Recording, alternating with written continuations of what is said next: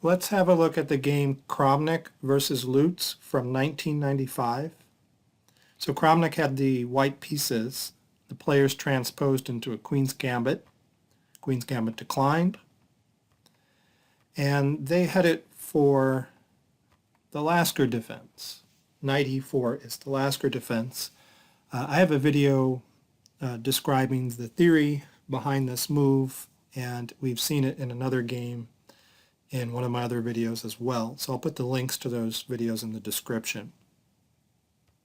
So bishop takes e7, queen takes e7, and now in other games the main line has been rook to c1 followed by c6, bishop d3, knight takes c3, rook takes c3, knight d7, and black tries to engineer either the e5 pawn break or the c5 pawn break.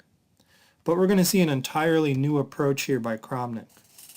Instead of rook to c1, Kramnik plays c takes d5.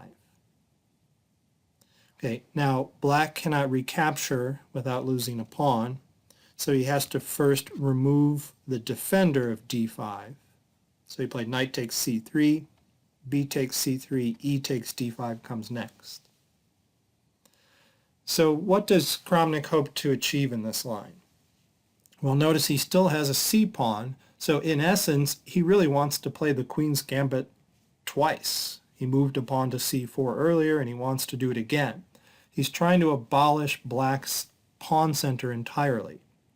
He wants to get half-open B and C files to use with his heavy pieces and attack the black queen side.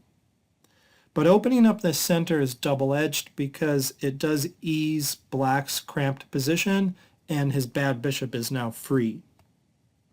So let's see how the game proceeds. Queen b3. Notice after queen b3, Kramnik is hitting the pawn on d5, which is undefended, but he's also putting pressure on b7, which keeps this bishop at home. Okay, rook to d8 guards d5, c4, playing the Queen's Gambit for a second time. Okay, d takes c4, bishop takes c4, and now black makes a threatening move, knight to c6. Okay, black is threatening to move to a5, forking the queen and bishop, and remove white's strong bishop. But he's also threatening a tactic here. He's threatening knight takes d4. This pawn is not guarding d4 because the queen has it pinned. So for example, if we make a non-move, then black can take on d4, and if white recaptures, black can recapture with the rook, and the pawn is pinned. So this knight to c6 has a double threat. Okay, there are a couple of ways you can deal with this. Kramnik chose bishop e2 to block the queen from pinning this pawn. So this pawn is no longer pinned. So that does guard d4. It also stops the fork. So Kramnik dealt with both threats at the same time. Another way to deal with both threats at the same time that has been seen in other games is queen to c3, which guards the move knight to a5, and it also guards the pawn on d4, so the pawn on d4 cannot be taken. This move does have a slight problem though. It is a possible way to play, but it gives black the move bishop to g4, and black is threatening to give white doubled f-pawns and open this g-file to white's castled king. And there's no way white can stop the f-pawns from being doubled. For example, if he moves his bishop here, black can take. And if white takes back with the bishop, then this pawn becomes pinned again and black wins d4. Okay, so white would have to take back with the g-pawn even though he just moved his bishop to defend f3. Okay, and if you move the knight away, then this pawn becomes insufficiently guarded again. So there's no way to stop the doubling of the f-pawns, which is not so terrible. White can castle kingside anyway, but it's just something to think about. So Kramnik preferred bishop e2 and then b6, and black's plan here is to fianchetto his bishop. b6 can also anchor the knight on a5 where it can attack the white queen and get out of the way of the c pawn. And then black wants to push the pawn to c5 and attack white's d4 pawn. So white castles, bishop to b7, rook a c1. There's going to be some activity down the c-file. Kramnik is anticipating the move c5 coming soon, a trade of pawns. The c-file may become open. Knight a5, queen b2, rook a c8. Black also gets ready for some action down the c-file. He supports his pawn push to c5, h3, c5, d takes c5, rook takes c5, rook takes c5, queen takes c5, preserving his structure here on the queen side. Then rook c1 attacks the queen. It drops back to e7, and knight to d4 is an excellent move to stop the activity of the rook down the d-file. If we stop and look at the position, you can see the material is equal. White has a kingside pawn majority. Black has a queenside pawn majority. There are equal chances. The engine gives this position, almost all zeros. So Kramnik didn't get much out of the opening, but he's a legendary endgame player. So let's see what happens. Okay, queen g5 threatens a mate on g2. There's a bishop over here on b7. Bishop g4 blocks the mate. Maybe Kramnik is trying to induce a weakening pawn push. And you can always drop the bishop back to f3. Queen d5 renews the mate threat. Bishop f3, queen d7, bishops get traded. Okay. And now knight c6. It's a fork. It forks the rook and the a pawn. So it forces the rook over to a8 into a defensive stance. Queen d4. Kramnik would love to trade queens here and use his rook and knight to attack the queenside pawns.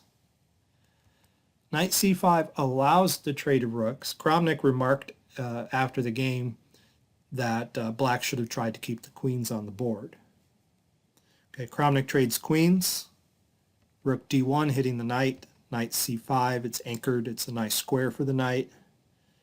g4, g6. Kings become active. Rook d2, protecting the second rank. a6. Black needs to try to mobilize his majority. White wants to mobilize his. Rook d6 puts pressure along this sixth rank. These pawns can come under attack. Right now the b6 pawn is undefended. Rook c8.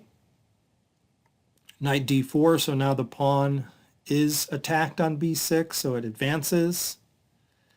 And white has a lot of pressure here. White is pressuring both the b5 pawn and the a6 pawn, both of which are guarded right now. But the point is, if you look at the position, Kramnik has the edge.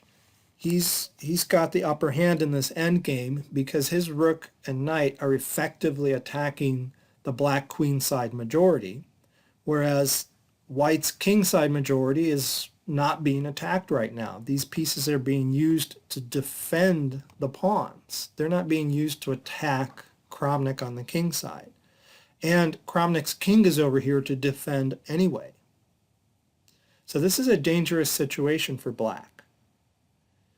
Okay, h4, b4, still trying to push his majority. Rook b6 attacks the b pawn, a5 guards it. Now the rook is hitting a5, and black can guard it, but only with his rook. That's the only way to guard that pawn in this position.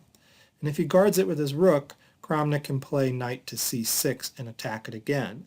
And it's going to be lost. There's no further way to guard it other than pushing it forward and then losing the b pawn.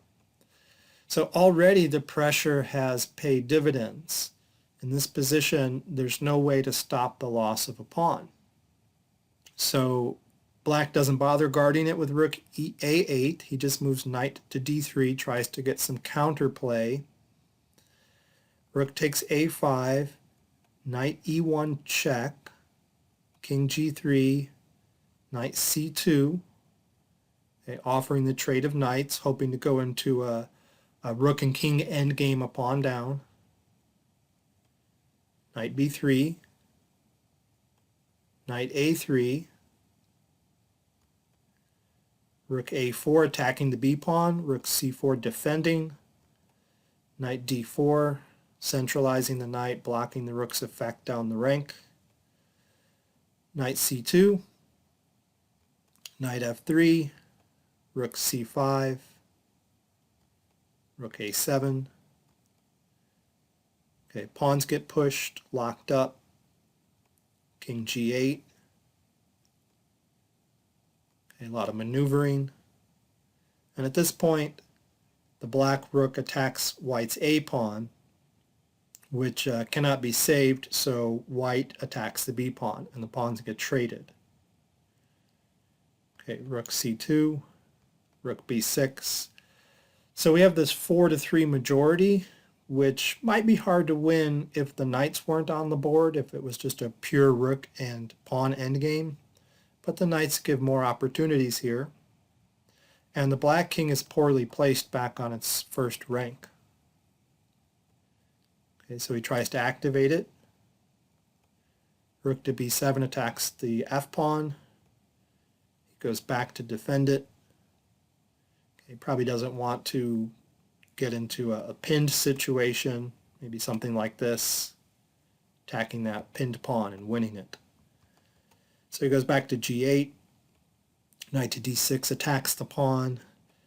Now, it can be saved, you can push it, but then the king is trapped behind this wall here, and white can follow up with knight to F5, hitting this H pawn and winning that. There's no way to save that pawn. So black is losing another pawn due to the poor placement of his king.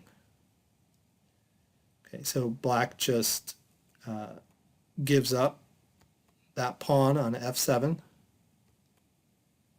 makes a couple more moves. At this point, black resigns and throws in the towel. Okay, knights could be traded here, but black can't hold on to this ending down 2 pawns. So excellent endgame technique by Kramnik. Interesting idea in the opening. A new one for me in the Lasker Defense. So I learned a new opening idea. It didn't lead to much, so I'll look into it and see if there's anything else white can do in those kind of positions. But Kramnik won anyway. Thanks for watching the game.